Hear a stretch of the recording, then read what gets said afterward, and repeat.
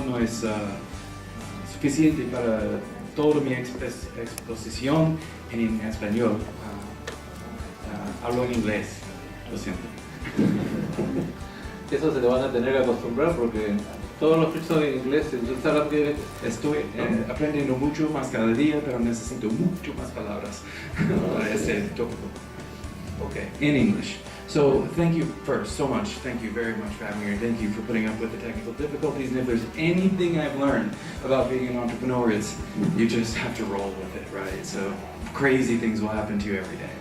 And so, first and foremost, I also want to thank Helmut really for helping to get me here and get all of this going, and all the hard work he's putting in on the Lima side when I'm in the United States on the dojo. So first, I want to say the dojo exists for very personal reasons. And I decided, just moments ago, I decided to share with you guys my two most important startups. Okay, so one of them is 6 years old and one of them is 3 years old. And I have another startup on the way. So the reason this is so important, and Helmut was advising me earlier, he says, Ken, you've got to tell them why you're here. Right? Why are you here? Why do you care, right, about Peru? Those little guys, each one of them is half Peruvian, because my wife is Peruvian and my family here is in Peru. So when I'm in Peru, I live in Peru. I don't just come here and visit. And so it's become, over the years, 13 years of traveling to Peru now, deeply important to me, I guess for selfish reasons, to have a place here, and for non-selfish reasons, to try to help people using what I have.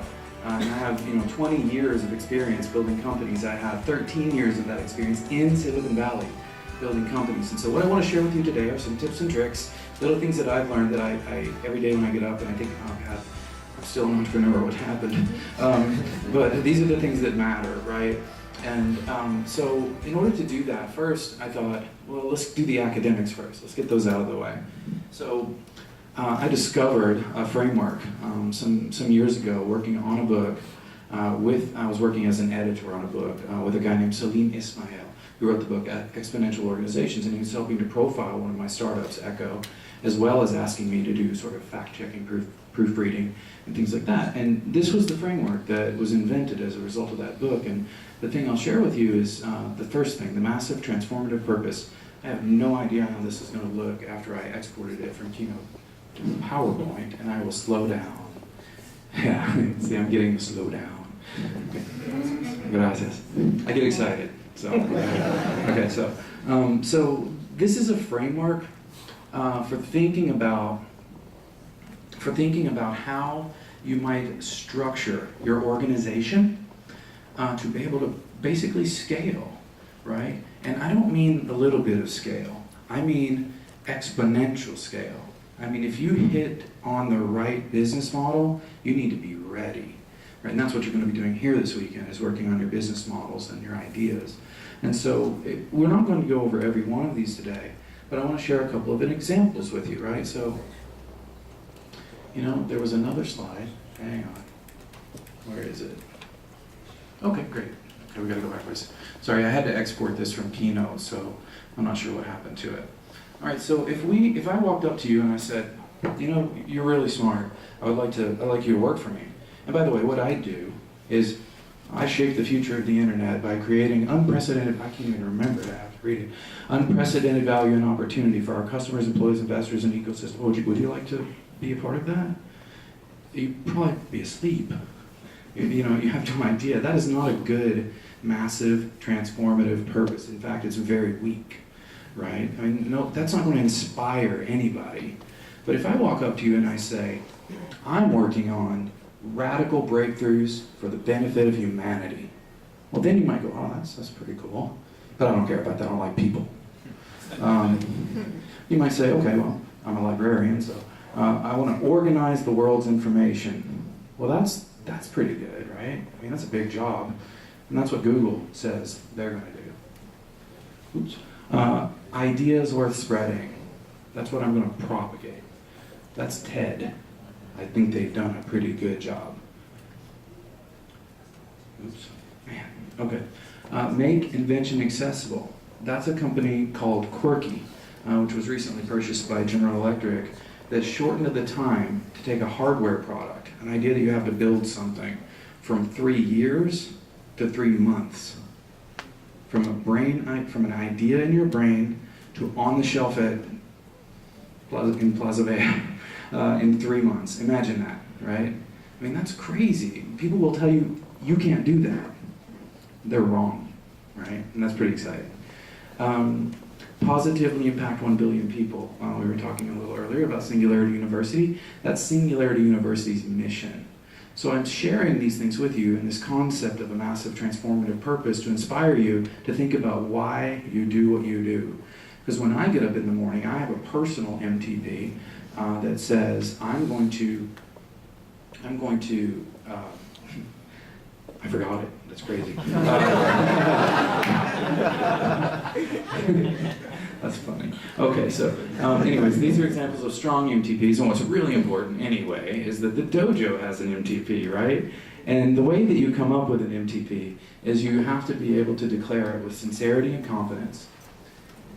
You have to be able to aim it at the heart and mind. It should touch people, right? Like make invention accessible or organize the world's information. You should make it not too narrow or too technology specific.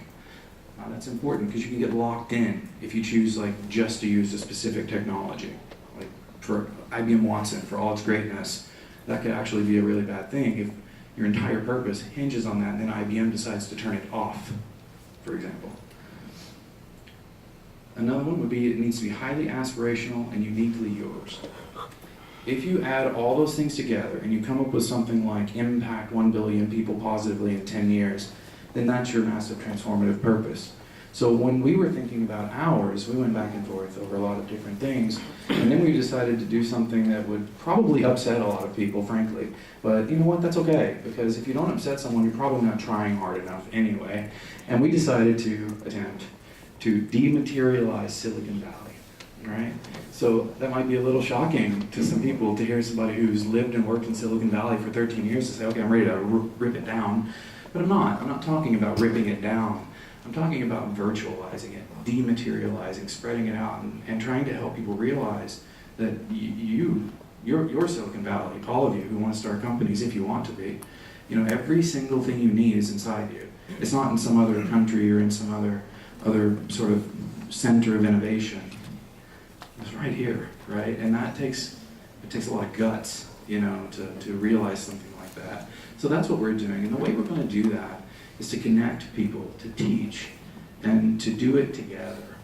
And what I mean is even though University A and University B might not like each other very much, I still think they should find a way to work together. And they can do it in the context of working with businesses, and they can do it in the context of working with people like Helmut and I.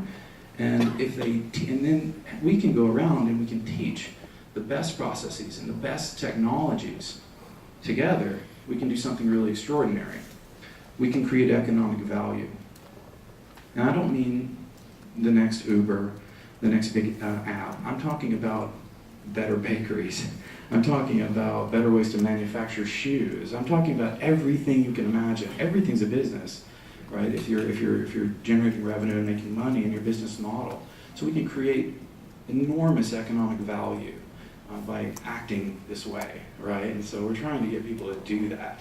And so when it comes to the universities are in a really special place. They've created an environment where they're pivotal because they have the students' trust. They've created community, and it's a community that grows every single year, every single quarter, and it's extremely powerful. They're the centers of knowledge. They're the seats of power. Universities, I believe, universities like this one, can be the kind of like the nervous system, transmitting the information all throughout. In this case, we're talking about Peru, right? So how many universities are there in Peru? There's so many, right? And they need to share information, and then they can have a tremendous opportunity as something called an exponential organization. The interesting thing here is you'll notice I chose the picture of this is a mesh. So it's decentralized and it's dematerialized. think about this when you're thinking about your organization. And it's mostly just a pretty picture, except when you realize that there's no one node on that graph that's not connected to every other node through just a few steps. Well, that should look a little bit familiar. That's humanity on the internet. It's the same thing, right? So I'm just saying, let's do what we're doing. But let's maybe use the universities as a medium of information exchange, not centralized information hoarding. Successful businesses, and there are so many successful businesses I've been blessed to speak with all throughout Peru. And today at lunch, I just had an incredible conversation with a company who is ready to partner and do these things. And I've been coming here for 13 years. I've been working on this idea in various forms for 7 years. Persistence is really important when you're trying to build something. And for the first time this week, through Sierra Exportadora and working with Helmet and then working with these new companies that I found, I'm seeing this happen, and it's extraordinary, and it's gonna create an immense array of opportunities, and ultimately it'll form an ecosystem where everybody is helping to support one another, and then ultimately all ships will rise, right, with this rising tide of information exchange through these pillars, right, facilitators like us, and universities and the businesses here in Peru. And it seems like finally everybody's ready to do that. And that, that's a big vision, and I just, it has to happen. It has to happen to stay competitive on a global stage. And when you're thinking about your startup this weekend, think big, think really big, because those are the things that matter if you want to make an impact, right, on the world.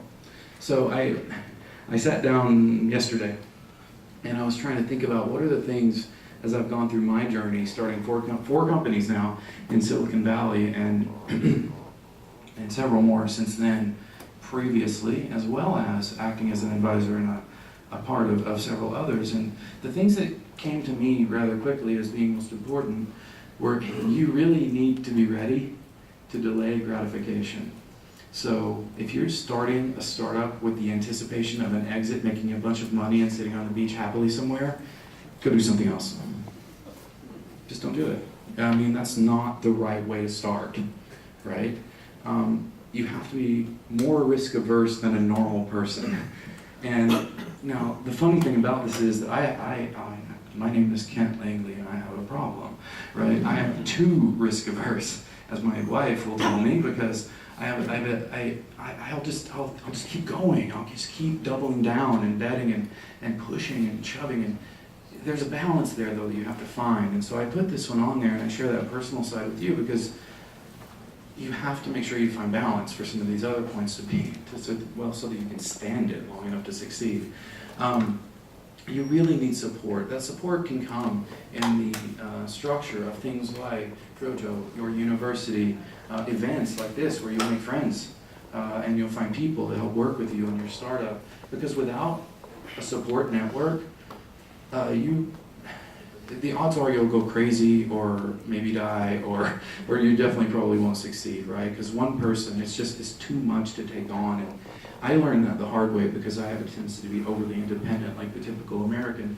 And it's, it took me a lot of years to realize that I had to work very hard, not just on the startup, but on the relationships and the people and the support network, which leads you to stress management, which, as I was sitting in traffic for about 15 hours coming here to travel approximately 3 kilometers, I was really worried about being late. I think, over the last 2 years of my life in particular, and Silicon Valley is anywhere really as a startup, it's a high pressure environment, but the cost of living in Silicon Valley is so high that your runway gets really compressed and you're under immense pressure to go quickly. And if you don't, you're done. And so I've had to actually take classes in stress management, and I'm wondering, I just thought of this, I don't know if Startup Weekend does that as part of the program. That's not a bad idea, maybe, because you're going to need it, right? I actually use an app called Headspace, which is pretty funny. I digitized my stress management routine. Now, sleep's a funny thing, and I'm a total hypocrite right now because I think I've had 12 hours of sleep in 5 days. Because I've been in airplanes and cars pretty much the whole time, but it's for a good cause. But I would warn you to manage your sleep as diligently as you manage your company. Because every time you don't sleep a night, you get about 10 points dumber on your IQ, right? And I'm sure we're all really smart because we're smart enough to be here. But the fact is, this is a fact. I don't care if you don't agree with me. I promise you this is true. I was actually arguing with Helmut, who was also sleep deprived, on the way here. And I said, get some rest and then we'll have this conversation again. Right? And then the last one is this is a whole conversation on its own, but it's really about people, process, and technology, right? And it's in that order. So I have a tendency to want technology to solve every problem. I'm a total nerd, right? I build software for fun, right? That's kind of masochistic. And I think in general, technology, when you do it right, when you use the best technology available, and when you really do your homework, it gives tremendous support to processes. And when you choose good processes, like I know you're going to go through the business model canvas process, for example, these processes plus these amazing technologies can give the people that are using those processes and technology immense leverage to get things done, to have better ideas. And it's not just a little bit, it's not a small incremental improvement, it's an order of magnitude improvement.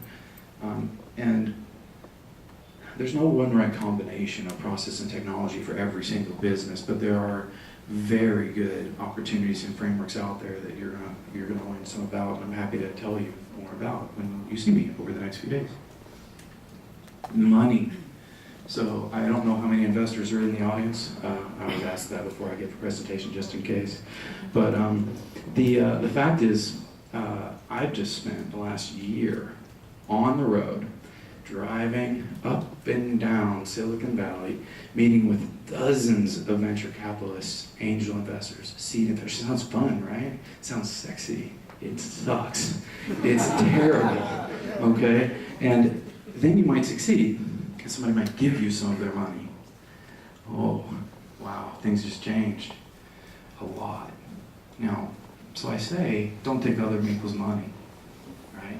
And it's a little bit of sacrilege in the startup world, but make your own.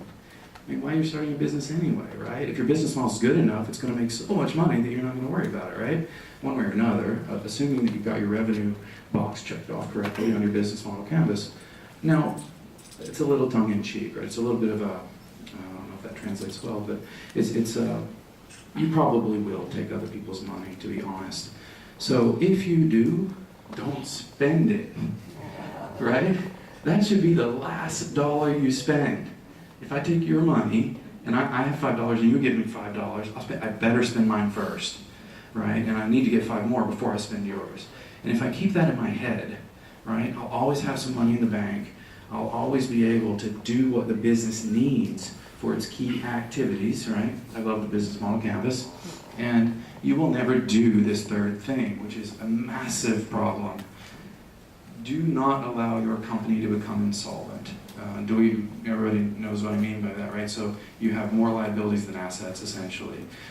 You can no longer pay your bills. You can no longer invest in your product. You can no longer pay your people. You will start having to fire them. They won't like you.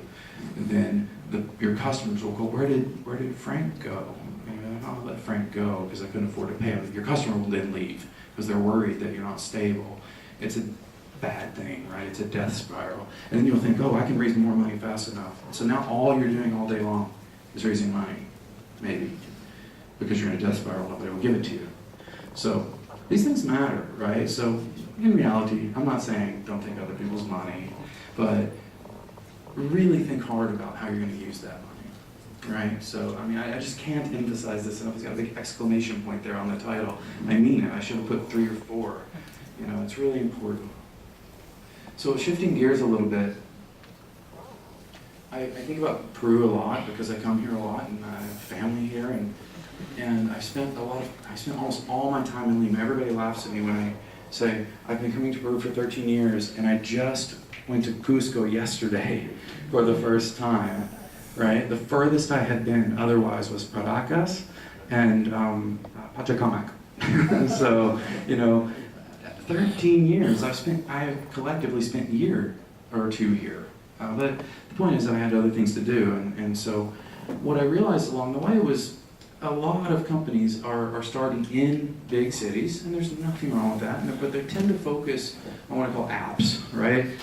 So traffic apps, nutrition and food apps, entertainment apps, beauty apps. The world needs these, but that's not all the world needs, and that's certainly not all an entire country needs. So when, in particular, I've been spending time with the fine people from Sierra Exportadora, we started talking about other types of problems, right? Things like education, and farming, and the internet. I've given all-day executive training sessions to companies like Dow AgroSciences, some of the biggest agricultural companies in the world, right? And they haven't cracked this problem. That's the same problem you do, right? They have some resources, but they're still paralyzed because they're too big. So it's really interesting, and the reason I tell you this is because I don't want you to think you're in an inferior position to solve these kinds of problems for Peru, right? And so I try to encourage people to think about things that matter, and if I was going to put a big word across that, it would just be impact, right? So if you want to start a company that's going to have an impact, you have to solve an impactful problem that people will pay you for, generally speaking, or else you will run out of money. And so, think about this when you're thinking about your massive transformative purpose, when you're thinking about the startup idea that you have that you want to work on, and realize committing to something like this is not something that's going to happen overnight. You're basically committing years of your life if you do it right, and it's an important endeavor. And real entrepreneurs are rare, so we should treat them well. And then I think also to sort of encourage you that there's space in the world, right, to create startups that are impactful. Isn't it interesting to know that within 10 years, 40% of the largest companies in the world will be gone. They'll either have been sold, closed, or turned into something else entirely. That's because of changes that are occurring in the marketplace. And it would be interesting to note that if you take frameworks like the exponential organizations frameworks that I showed at the very beginning in the context of the MTPs, and you apply all or some, at least 4 of those attributes, then you can create a company in any given segment that's at least 10 times as effective as your nearest competitor who's operating in a less agile, less distributed, decentralized way. 10 times more effective. That means every dollar of that money that you're not supposed to spend, that you spend, you can get much more out of, right? It's pretty exciting. And so those attributes I showed you earlier, anybody that wants that, just ask me, I'll give you a copy of that slide, and we can talk about it. But you really only need to pick 4 of those things in order to have this kind of an impact. Now, the funny thing for a startup is when you implement these attributes, it doesn't guarantee success. It does guarantee scalability. And one of the key facts is if you get your business model right, you're going to need to scale and you're going to be able to do it quickly. So it's a pretty good idea to implement these things. And to realize that that's the export, not working very well. What I'm trying to encourage you to do is to realize that there are real problems to solve that can be impactful, and that there's real disruption occurring to massive companies all around the world, right? So I'm trying to encourage you to be the disruption, right? Because you're literally about to commit your entire weekend to this idea that you have. So, go out there and try to actually be the technological disruption that dematerializes, Silicon Valley. You can do that. I'm telling you, you can do that. I know entrepreneurs all around the world that are having wild success. It doesn't just happen in Silicon Valley. And realize too that even the big established companies are experiencing interesting challenges because of technological disruption. Vertical integration is no longer providing the protection, if you will, that it once did, because there's too many incumbent businesses that are being disrupted. It's you guys know the saying? How do you eat a whale? It's one bite at a time, or an elephant, one bite at a time. So that's what's happening to these big companies. They're just getting chewed up one bite at a time all around. And it's because of the cost of starting a business has dropped so dramatically on a global scale for all kinds of reasons. And the primary reason is historical.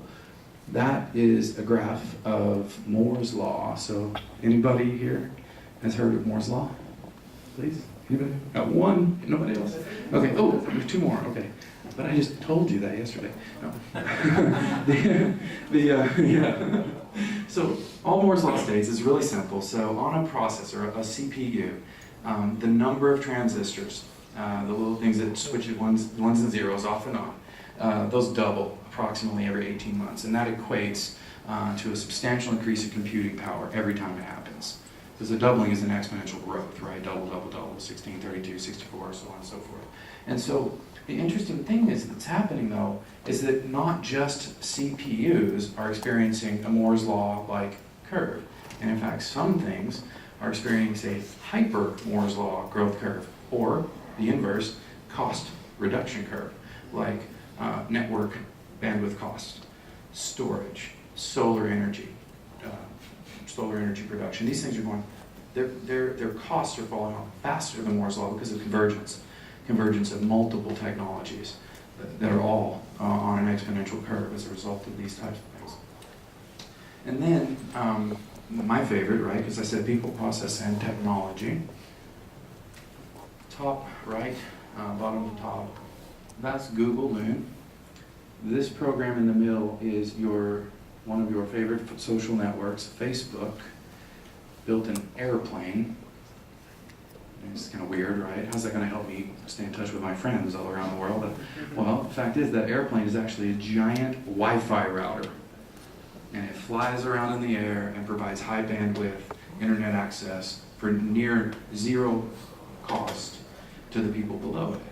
Combined with Google, the balloons, they do the exact same thing in a different way. Then on the bottom, you've got Elon Musk and SpaceX blasting rockets into space, holding many, where are they? Oh, my picture's not there. Okay. Holding lots of tiny little satellites that, there's going to be about 1,000 of them, and they're all going to be orbiting the Earth, also blanketing the Earth with Wi-Fi. So, and I'm not talking about what the speed you get on your cell phone on a 3G or LTE network. I'm talking about really fast, high bandwidth, top quality network, right? Faster than what I get at my home in San Rafael, California, in the United States. Every single person anywhere in the world is going to have access to this for a cost they can definitely afford. So then you have to ask yourself, well, how many people? And also I have this little thing to always remind me to say this, but if you're going to build a sensor, say you have an idea for your startup that involves sensors, some of the best sensors on the planet are people. We're pretty good, we're wired to sense things, and especially to sense patterns. And there's about 3.15 billion of us today, out of the 7.5 billion that are on planet Earth, that are online. That means they're connected to the internet in some way. About 1.6 billion of those, or about half of them, are what these little icons would be, are all the major social networks. And so what I'm saying is about half of the people that are online are using Twitter, they're using Facebook, they're using WhatsApp, they're using YouTube or whatever.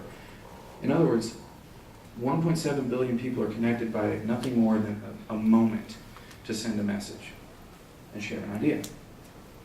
Well, 1.6 billion people have a lot of ideas.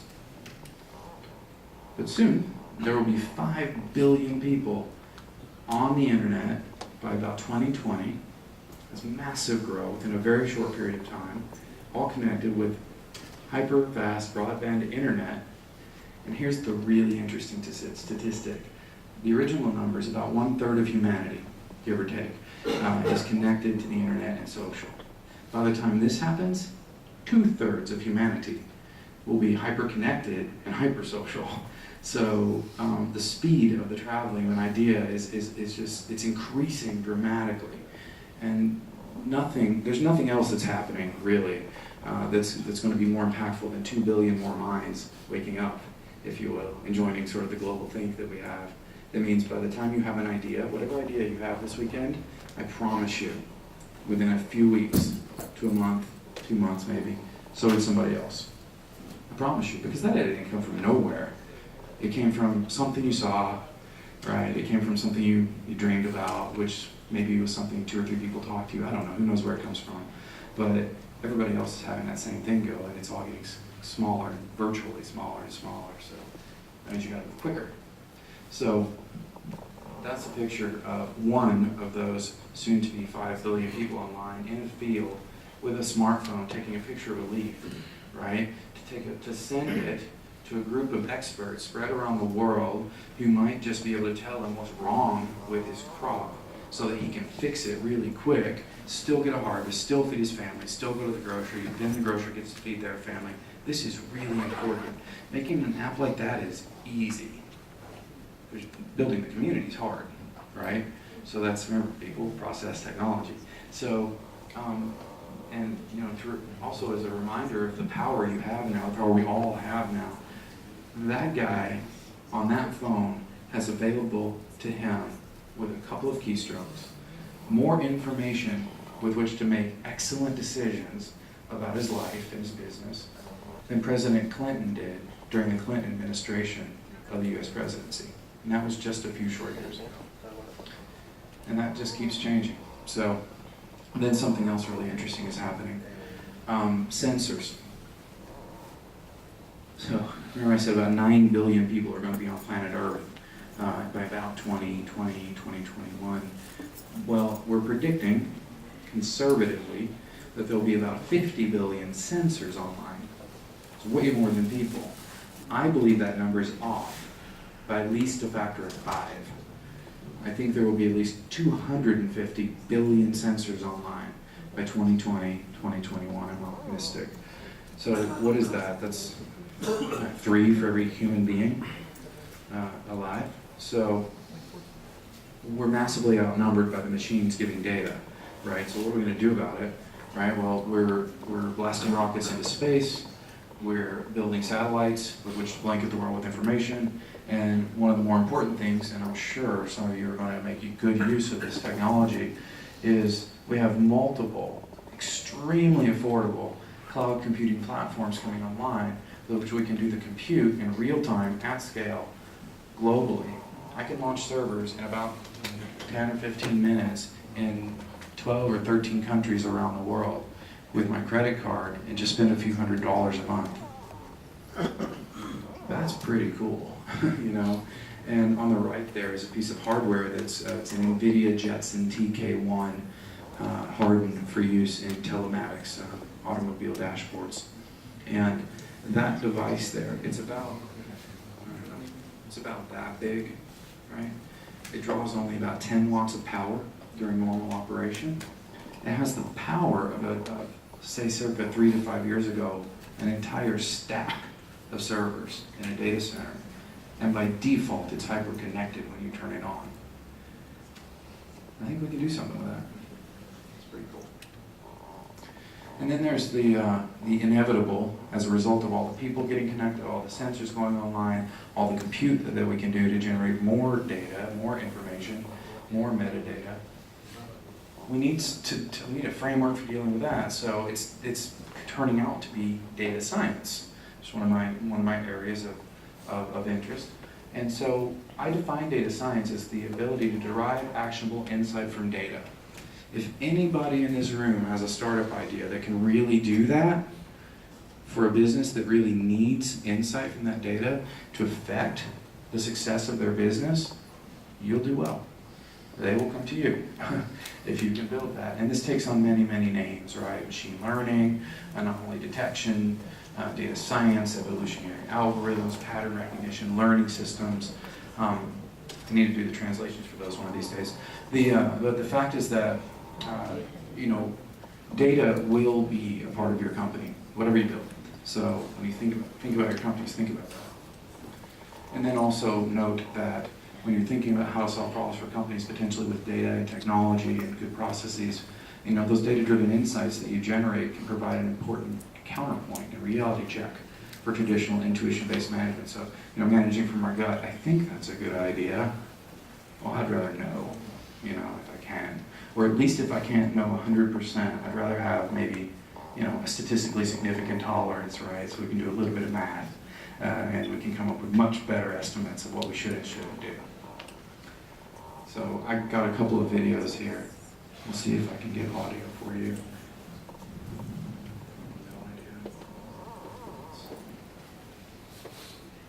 Anybody know? The world's first robot. Here, I'll go backwards for you. Sorry. There we go.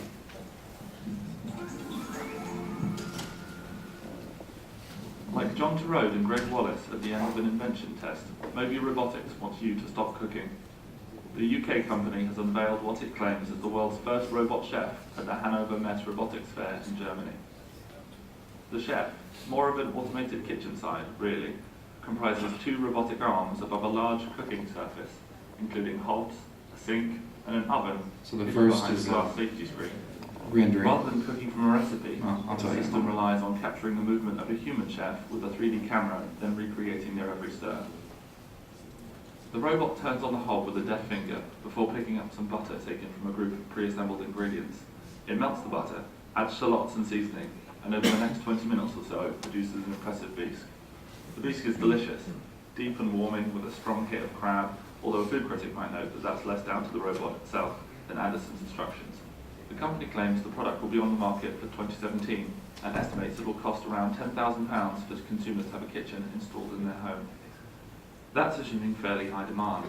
It's unclear how many consumers want a pair of robot arms making their dinner each night, given that the machine is no faster than an ordinary person. This, Langley says, is down to feedback that it would scare people to see a robot chopping onions at inhuman speed. So the fun things about that video, number one, you saw a rendering of what it's going to be like when they release it, and number two, you saw the prototype, right? So things don't always start out beautiful, and that's important to note when you're trying to build something.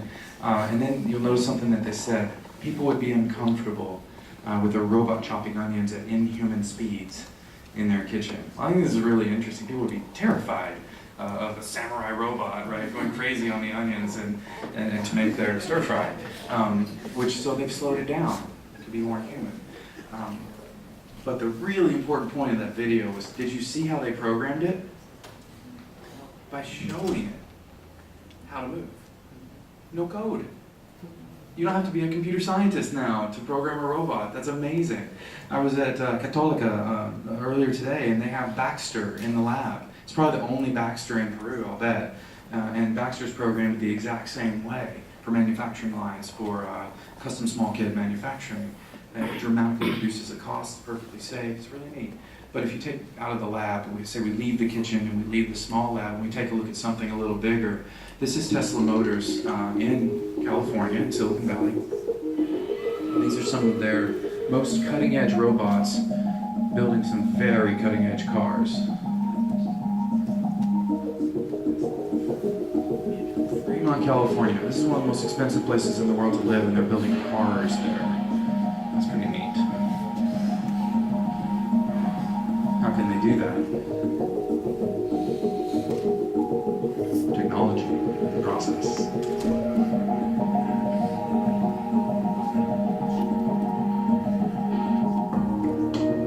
See any people? Anybody? Anybody see people? Yeah. There's one in there. One person in that entire factory, right?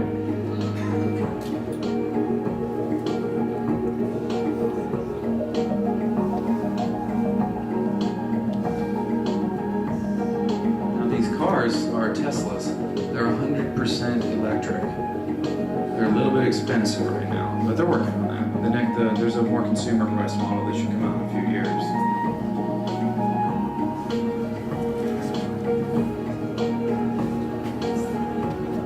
There's a person. You see that? You notice the person is in a cage. I think that's rather funny. Who's in charge there? I don't know. But those videos to me, I picked those two for you because I think they're really inspiring, right? So you're not going to start there. I mean, they've spent billions of dollars to create this factory, so that's not where you start. But Baxter only cost $20,000, and you have one here in Peru now. That's pretty cool. We're thinking about this, and we need to think about it with you. This is not something we mean to create and then shove at you. And we're trying to think about sort of a new way to work and a new way to learn that includes business and university and entrepreneurs. And it's sort of like a never-ending way to think about learning while you work and working while you learn, essentially, which is like, you'll never do that faster than when you start a business. Like literally, a year in a startup is like 7 years of normal life of trying to learn anything, and also 7 years of pain. You've been warned. And the fact is that when you step back and you think about what Silicon Valley's done, why I say dematerialize Silicon Valley, well, in the really active part that most of us think about is the internet boom from 99 to 2014, which really started back in the early 40s and 50s with some really incredible math. It took that long for Silicon Valley to reach the prominence, right, that it's had today. So this didn't happen overnight. But because of some of the technologies I've showed you today, we barely scratched the surface today here, because of some of the technologies and because of some of the way the processes knit those technologies together, I believe we can take the next 5 years or so and we can compress down the rate of the time frame necessary for a similar amount of innovation all over the world.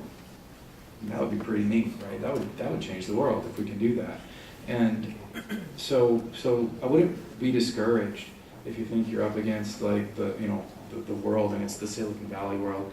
There's amazing things happen there, and I love it. I've been living there for 13 years, but just 5 years. I mean, that's a blink. And you're very young, so you've got plenty of time. So I think, I hope that encourages you, right, to see that, I deeply believe that we can see this kind of innovation, this kind of impact in a very short period of time from people who have ideas, like some of you in the audience. And that is that. Thank you.